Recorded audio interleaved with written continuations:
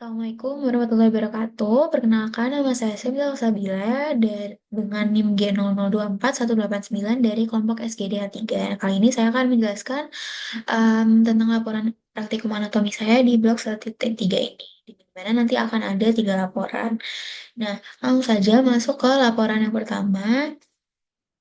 Di sini, intinya ada Alif yang baru aja flexing ke teman-temannya gara-gara perutnya ini ada roti sobeknya. Nah, karena dia nih sering nge-gym. Nah, sebagai gym bro yang baik dan profesional, Alif akan menjelaskan ke teman-temannya gimana anatomi otot yang bikin perutnya ini jadi kotak-kotak. Nah, untuk soal yang pertama, jelaskan tentang bagian lapisan-lapisan dinding abdomen anterior dan posterior.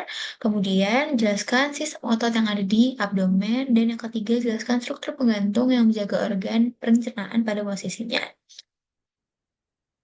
Nah, ini untuk jawaban nomor pertama, di mana kita suruh menjelaskan bagaimana lapisan dinding abdomen, posterior, dan anterior. Nah, sebenarnya baik bagian anterior maupun posterior sebenarnya memiliki struktur lapisan dinding yang sama utamanya. Yang beda adalah penyusun di dalamnya nanti. Nah, yang pertama ini yang paling superficial atau yang paling luar ini akan ada kulit, di mana eh, kulit ini nanti masuk ke dalam lagi akan ada fascia superficialis. Nah, fascia superficialis nanti akan ada 2 fascia lagi di dalamnya, ada fascia camper dan fascia scarpa. Bisa lihat di sini, fascia camper ini memiliki banyak lapisan lemak, sedangkan fascia scarpa ini yang tidak memiliki atau punya sedikit lapisan lemak. Kemudian masuk ke dalam lagi akan ada fascia profunda yang ini. Lalu ada muskuli et aponeurosis. Pada gambar ini ada 3 muskuli utama. Ada eksternal, oblik internal, dan transversus abdominis yang di sini. Kemudian masuk ke dalam lagi akan ada fascia transversalis yang ini. Lalu ada fascia extraperitonealis yang ini. Dan yang paling dalam ada peritoneum parietal yang ini.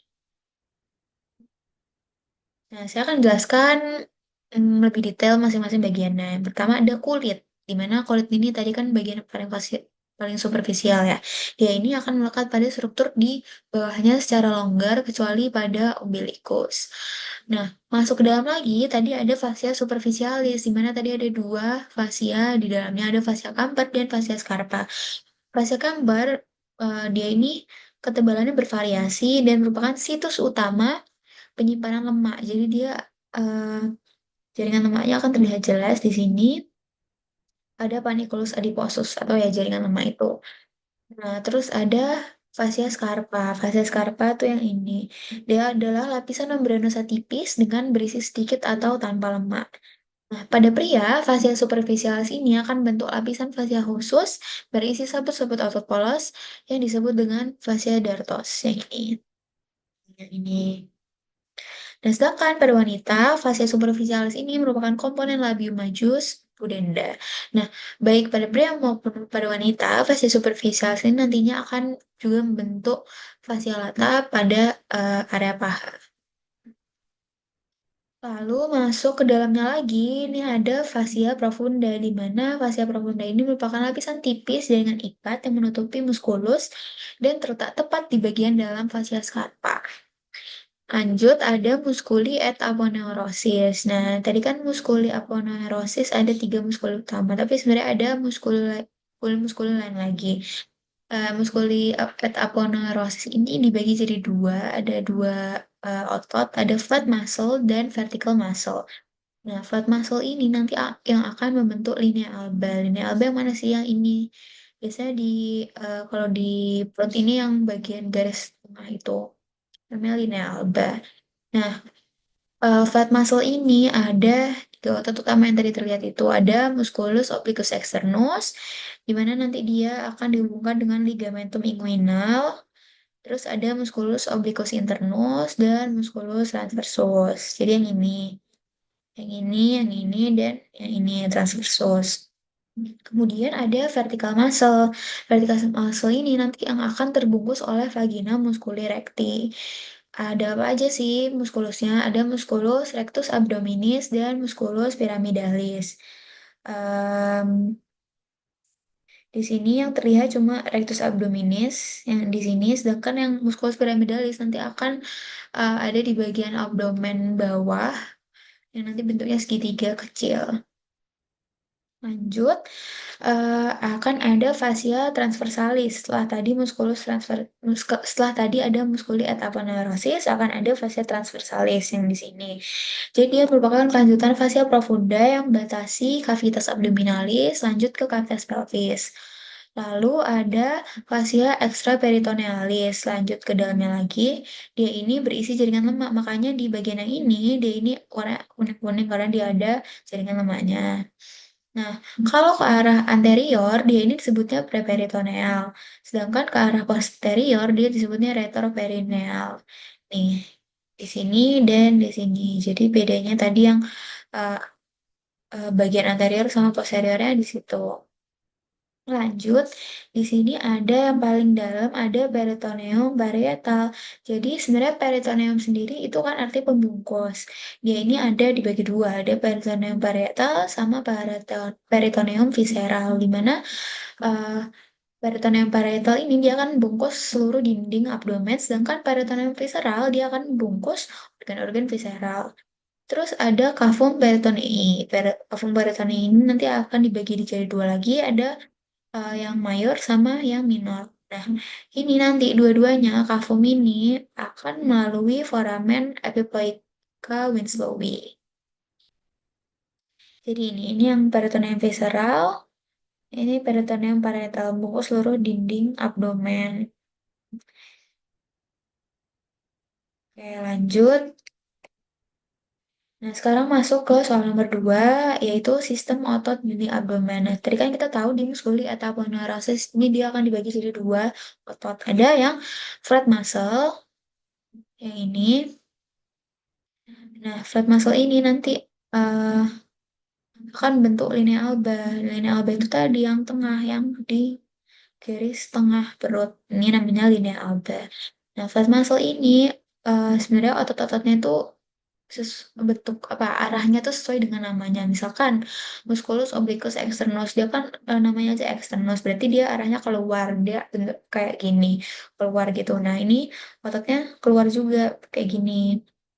Nih, terus ada musculus obliquus internus misalkan. Obliquus internus kan berarti internus berarti ke dalam ya. Berarti arahnya juga dia bakal ke dalam, bakal kayak gini ke dalam. Kalau tadi kan externus keluar, internus ke dalam gini. Nah, terus ada musculus transversus abdominis, dia abdominalis, dia yang datar gini. Lanjut ada vertical muscle. Nah, vertical muscle ini ada dua, ada musculus rectus abdominis dan musculus pyramidalis. Nah, musculus rectus abdominis ini bentuknya juga khas, dia bentuknya eh, vertikal, vertikal ke atas nih, yang kayak gini.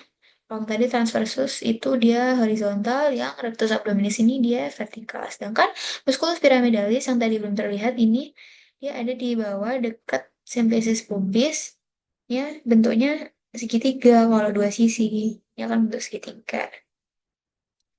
Kemudian lanjut, ini ada struktur penggantung organ. Nah, ada sebutan duplikator peritoneum, di mana dia ini merupakan dua lapis peritoneum. Tadi kan kita tahu kalau peritoneum itu artinya adalah pembungkus.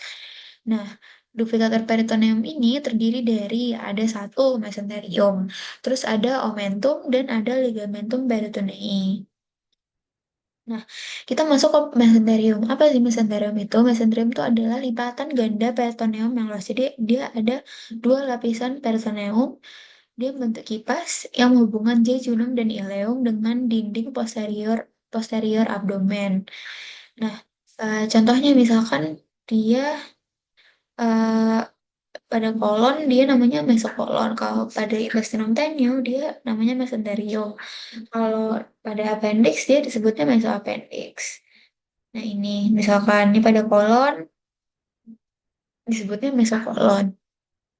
Terus ini mesokolon sigmoideum dekat kolon sigmoid, ini dekat kolon transversum, terus kalau yang ini mesenterium berarti ini pada intestinum tendineum. Nah, Lanjut ada omentum. Nah, omentum ini yang akan melekatkan viscera intraperitoneal. Dia membentang dari gaster hingga proximal duodenum. Nah, omentum ini juga ada dua, omentum yang maius yang bentuknya seperti tirai yang di sini maius dan omentum minus yang di sini. Nah, omentum maius dan omentum minus ini akan dibentuk oleh ligamen-ligamen. Ada apa aja? Kalau yang omentomayus, dia ini ada 4 ligamen. Ada yang gastro-gastro, ada ligamen gastrofrenica, gastrofrenica, gastrokolika, dan ligamentum splenorenale. Terus, sedangkan yang omentum minus, dia ini dibentuk oleh dua ligamen aja, yaitu ligamentum hepatoduodenale dan ligamentum gastrohepatica. Sebenarnya yang ini lebih gampang dihafalin karena dia sesuai dengan dia menghubungkan organ apa dan apa. Kan dengan hepar dan duodenum dan gaster dengan hepar. Jadi itu. Nah, terus yang ketiga tadi ada ligamentum barotanei. Nah, ligamentum barotanei ini dia akan melekatkan antar organ atau ke dinding abdomen. Nah, em, cukup sekian laporan praktikum saya di laporan yang pertama. Semoga dapat diterima. Wassalamualaikum warahmatullahi wabarakatuh.